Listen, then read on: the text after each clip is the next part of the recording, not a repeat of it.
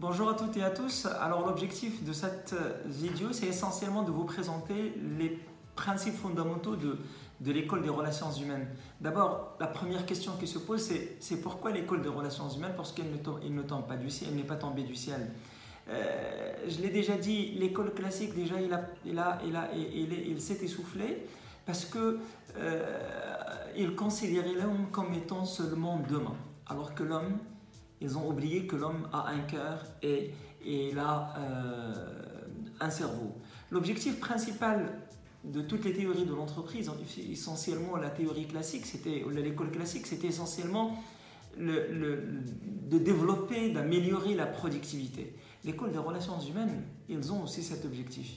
Seulement, ils ont intégré, et c'est ça l'apport principal, c'est l'intégration de la dimension sociale dans le fonctionnement de toute entreprise. Quels sont les auteurs principaux, fondateurs de cette école? Le premier auteur, c'était Elton Mayo. Alors, je ne vais pas aller trop dans les détails, mais Elton Mayo, qu'est-ce qu'il a fait essentiellement? Il a, dans le cadre d'une entreprise américaine pendant les années 20, il a fait une expérience en prenant deux groupes d'employés et un groupe cobaye sur lequel il va faire une expérience bien déterminée et un autre qui est un groupe témoin. Alors, qu'est-ce qu'il a fait? Au début, il a seulement changé l'éclairage dans l'atelier cobaye et non pas dans l'autre atelier. Et le fait de changer l'éclairage a conclu comme quoi les facteurs, la productivité a augmenté. Lorsqu'on dit que la productivité a augmenté, c'est à l'encontre de ce qui a été dit par Taylor. C'est que la productivité n'est pas seulement une conséquence de motivation matérielle. L'immatériel a un rôle à jouer dans la motivation des personnes.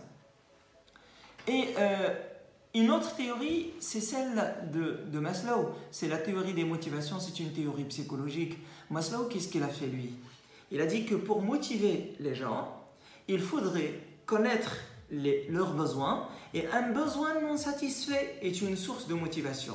Qu'est-ce qu'il a fait? Il a élaboré ce que nous appelons communément la pyramide des besoins de Maslow. Il a classé les besoins selon le degré d'importance et il a distingué 5 besoins essentiels. Le premier, c'est les besoins physiologiques. Une fois, c'est-à-dire boire, manger et respirer, une fois ces besoins sont satisfaits, on passe à la deuxième catégorie des besoins, c'est les besoins de sécurité. Une fois les besoins de sécurité sont satisfaits, on passe à la satisfaction, on cherche à satisfaire les besoins d'appartenance. Après, les besoins d'estime et les besoins d'accomplissement.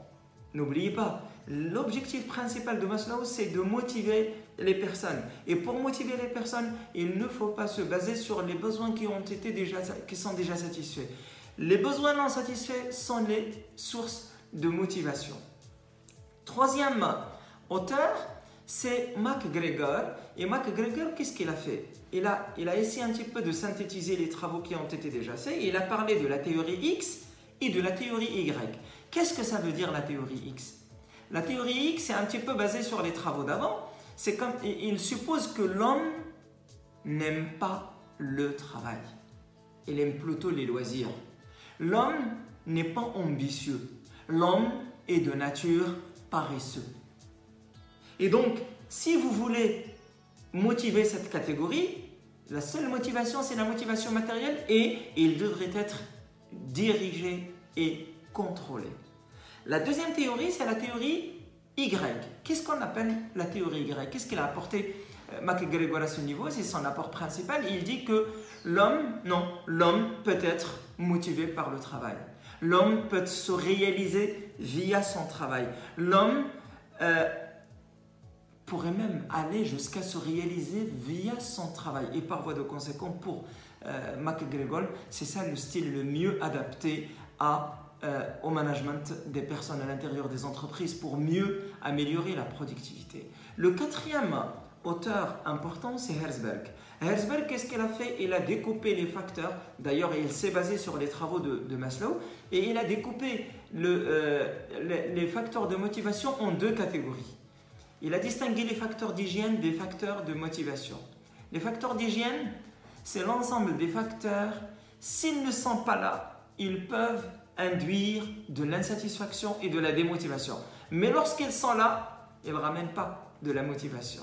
Les facteurs de motivation, au contraire, ce sont les facteurs sur lesquels on devrait se baser pour pouvoir améliorer la motivation du personnel et par voie de conséquent la productivité.